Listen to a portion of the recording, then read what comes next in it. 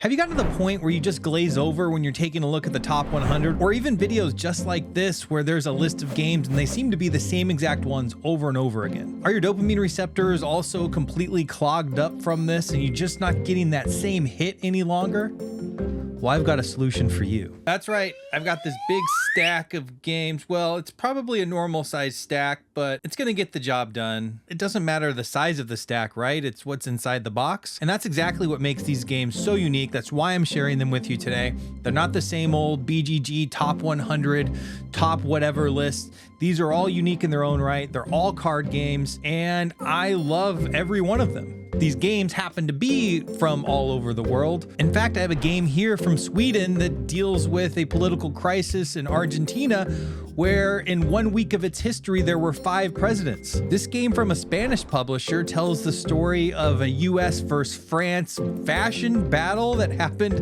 in the 70s. And with this Japanese game hidden within this tiny box, there's a huge experience of dungeon crawling, deck building, monster battling, JRPG-ish game. Speaking of Japan, I have this trick taker here that is the root of trick taking. And to top it all off, I got this game to the table for a totally different video yesterday, and I felt like it was so unique and I loved it so much I had to tell somebody about it very, very quickly, and now it's found itself on this list. And to hear about that, you have to stay to the end or skip to the end, of course, but please don't do that. That will mess up my retention.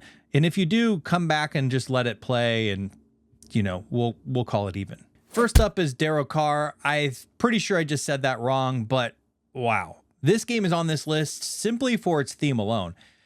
I don't think there's many publishers that would actually touch a theme like this and try to design a game around it. And that theme is the week in Argentina's history, where in which there was a financial collapse, bank runs galore, chaos, rioting, and in the midst of all of that, there were politicians all vying for the seat of president. In fact, 5 of them hit the office during the time, and that's what this game is actually simulating. Through card play and a lot of take that mechanics, you're vying to become the president and outlast everyone else and be the president at the end of the game, or have the balance of your debt completely paid off and be the president, or have other players eliminated from their presidency and you're the president. In the end, you're just trying to be the president. And I think the application of theme in this game is incredibly interesting and really, really unique. In the game, you're trying to get the most support points, which act essentially as points. But really at the core of this game, it's sort of a set collection playing game. I don't know, I said that wrong, but you're trying to acquire certain sets of cards to play them for effects in the game to eventually get that support. This game really shines after a couple of plays because you'll notice out on the board-ish, I guess it's multiple boards, there's all these different modules that the player can interact with in different ways, and it's really hard right out of the gates to understand like how to pull those levers to bring the game into your favor. There's special presidential decrees that when you're president you can use. There's a Congress board that allows players to propose laws. Those laws are sort of voted on with the theme of the corrupt politician here.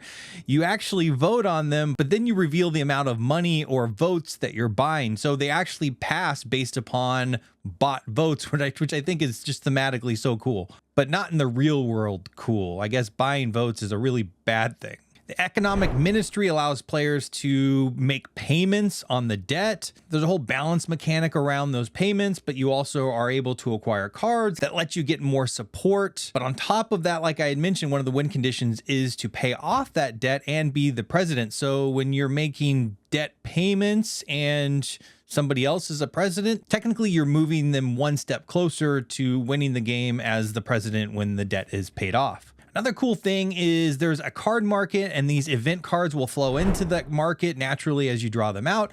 You have to take care of those events, and they're all connected to real things that happened during that time. All in all, this card playing, take that complete chaos game is honestly just a wonderful addition to the connoisseur's library, as all of these games are, to be fair, but that's why they're on the list, and that's why I think they're really, really cool. I mean, you have to have the right game group for something like this. I think from like a core mechanical perspective, it's fine, but But I think when you take into account the thematic application of all of these mechanics put together, it's just a fascinating little puzzle to play, and really actually got me interested in this, fairly recent history that I had no idea existed. Next up on this list, I'm going to ask you, do you love Root? Do you love TRICKTAKERs, or do you like just either one of them? This might be a game you want to take a look at, and it's a game that's available right this second from Portland Game Collective, who has published this English version, brought it over, and it can be acquired right this second in the States, so that makes it even more exciting. Before this was a very hard to get game, very expensive, and also in Japanese. But basically, imagine you take a bunch of different gimmicked trick takers, and each trick-taking gimmick is applied to a specific faction. You play those factions for one hand or 5 tricks, and then you swap to a new faction. So unlike in Root, where you actually pick a faction and play all throughout the game, the gimmick here is that you're constantly changing to a new faction with new powers. They have new ways of winning the game. Each of them has an immediate win condition. So technically you can go out there and win the game in that particular round with those 5 tricks. There's just a wide variety of different powers here, from mundane powers like every time it's your turn you draw a card and discard a card, to really interesting things like there's this adventurer that starts with items, and those items affect the game in different ways. They also have point values, so if they're face up at the end of the game, you're gaining points. If you're winning tricks with the adventurer, you're getting another item slot, so technically there could be more points. On top of that, some of these items that you draw and replace in these item slots might have negative points. So there's this idea of trying to get rid of those items. You can play an item each and every trick. It's just this really awesome little puzzle. There's a collector, which we refer to as Princess Peach. She's able to put a token on a card and reserve it. And by the end of that round, you're trying to create sets of cards that score you points. The Gambler, for example, reminds me a lot of one of my favorite trick-taking games, and Skull King. You're bidding on a number of tricks you think you're going to win. There's points that you're bidding, but also natural points that you get if you win the number of tricks that you guessed. Very much like Skull King. I'm sure there's other trick takers out there that do the same thing, but that's just what it reminds me of. There's quite a few different characters. There's also an expansion that's already out in Japan that I believe is going to be coming to the States. So I think that the possibilities are endless. There's a lot of really interesting mechanics with each and every character. The one thing I have to say about TRICKTAKERs is, with the depth that's presented in each character, it almost feels like your time with them is too short. The experience a couple times has felt a little bit hollow depending on how the game played out, because sometimes there can be a really quick end to the game as well, and somebody can hit their win condition and it's over. So the experience is really extremely short, which can be a plus or minus depending on the type of player you are. Next one up has theme written all over it as well. Battle of Versailles is essentially trying to gamify fashion model battles. I guess you can dare a lick my ball. Not one like that. There was an actual fashion model battle, US versus France, 1973 in Versailles, France. It was basically organized as a fundraiser to repair the Palace of Versailles.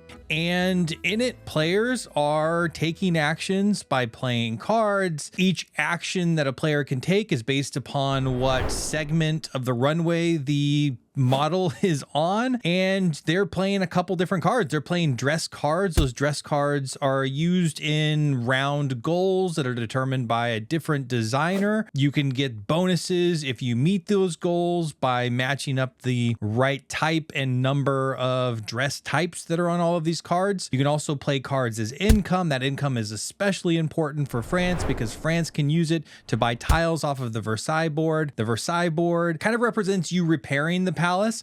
And when France takes those tiles, there's little French flags. And if they collect 15 of those flags, they win. You also get some special bonuses when you grab those tiles. So US is also trying to grab those as well. Also, as part of a blocking mechanism, especially if there's tiles that have multiple flags. You can also play cards as celebrities. You want to get 7 celebrities in the front row, all related to your country. And if you do, you win the game, and that's a win condition for either of them. Back to playing the cards as dresses, US has a win condition if they can get 6 different types of dress in a particular column. On top of that, you can also play event cards, and those event cards really screw with the other player in a lot of cases. You can swap dresses around. So imagine you are France and you see US about to meet their win condition. By having 6 different dress symbols in one column, you can start swapping those around to mess with them so they don't win. You can also flip around or upgrade the runway tiles. There's an inherent strength in these tiles that's better for you or worse for the other player. So flipping those around is another part of the take that mechanics. You can also change the order in which the runway tiles sit, which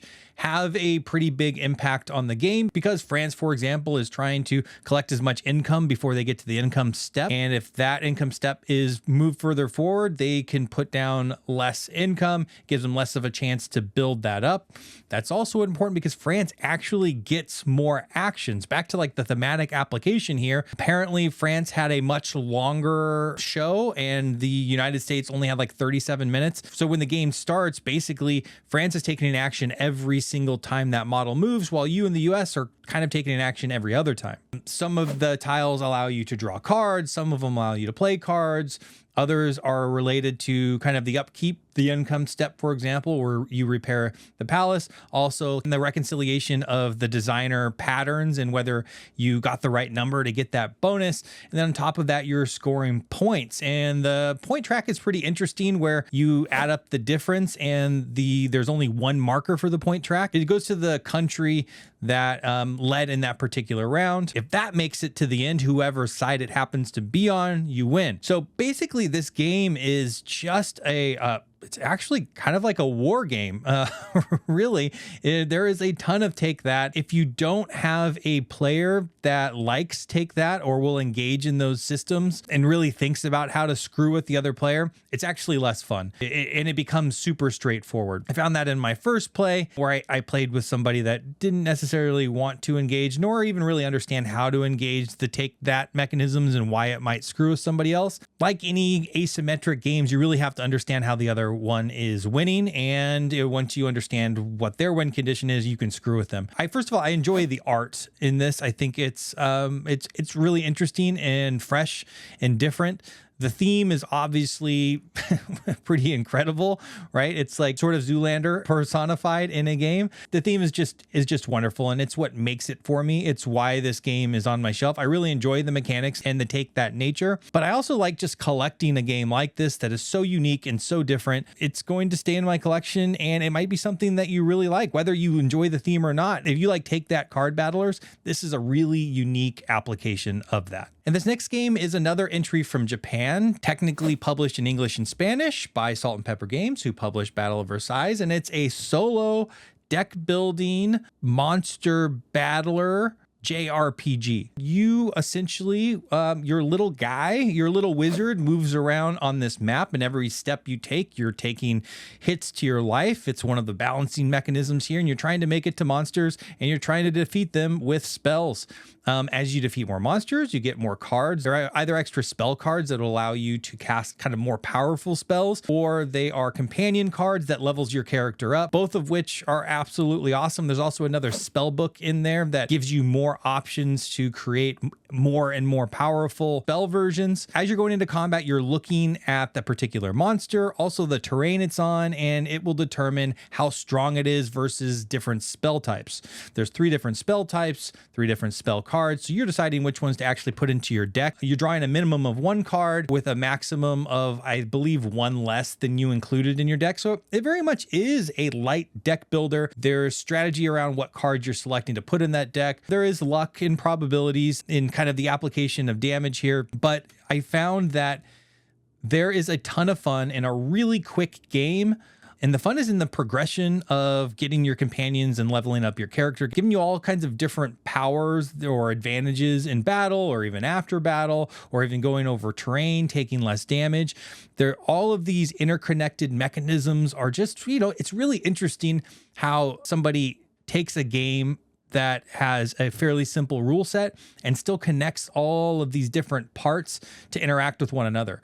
You know, like I had mentioned, the monster is altered by the terrain in which it happens to be fought on. Many of the companions actually affect certain monster types. So when you're slotting those in and you come across that monster type, it's really a feel-good moment. That monster may take extra damage right out of the gates without you even having to cast a spell. And when you're fighting a monster, you're stacking all of these cards on top of each other. You see in line how much extra power one of your spells does compared to their natural defense, which, like I said, is augmented by the terrain type. So, you know, each and every encounter with a monster could technically be different depending on how they happen to be kind of dealt out on the board. And if you kind of rush to a boss, you're not getting all of the different upgrades, but that's essentially what you're trying to do. Make it up this map, keep as much life as possible, level up as much as possible, and then defeat the boss. And that's it.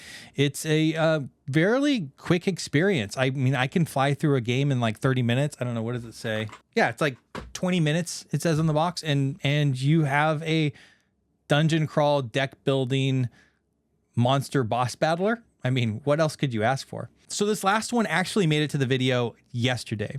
I've been collecting these games for this video over the last few weeks, knowing that I wanted to do a unique game series and, you know, card games were first up. This game was I actually requested from All Play for a Trick Taker series that I'll be doing. I happened to get it to the table yesterday.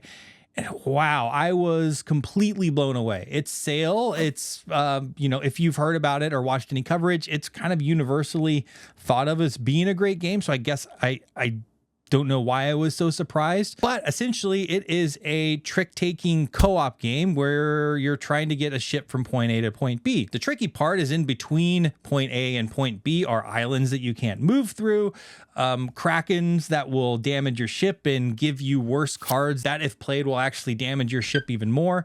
It's a must-follow trick-taking game. It's co-op as well, so winning and losing doesn't have its same connotation. Winning too much can make you have to move to the next round even quicker. That's bad because it's essentially a timer on the game. If you don't win by the 5th round, you are done. There's a couple other lost conditions. There's storms that you have to make it past by a certain number of rounds. If not, you're done. If you get to the bottom of this Kraken deck and you have to add this Kraken card to your deck, you lose the game. But the good news is there is a lot of manipulation you can do. You see, when you play a card, yes, you have to follow the suit, and the number is important because you also want to manipulate who is winning, possibly, but you can't talk to your partner, so that's a little bit of a rub. But there's also symbols on each card, and those symbols have nothing to do with the suit. The suit is just the color, and those symbols interact together to create effects in the game. For example, 2 steering wheels will move the ship in the direction of the person that won the trick. So imagine an example where you win the trick and you both played the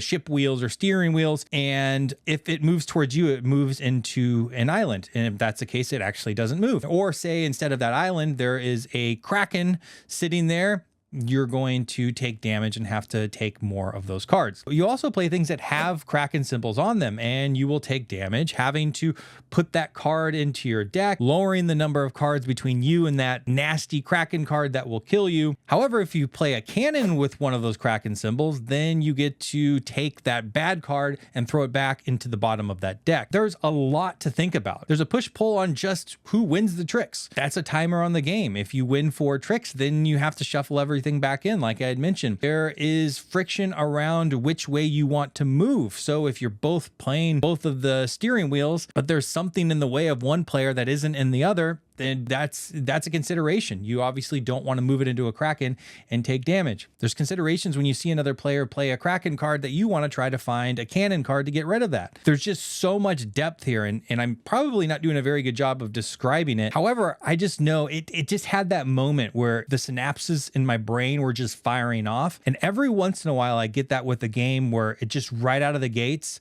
in that first play, you just know, like, wow, this game has major potential. This is also going to be included in some trick-taking coverage that I'm doing. It's going to be kind of a big battle royale on a ton of trick-taking games.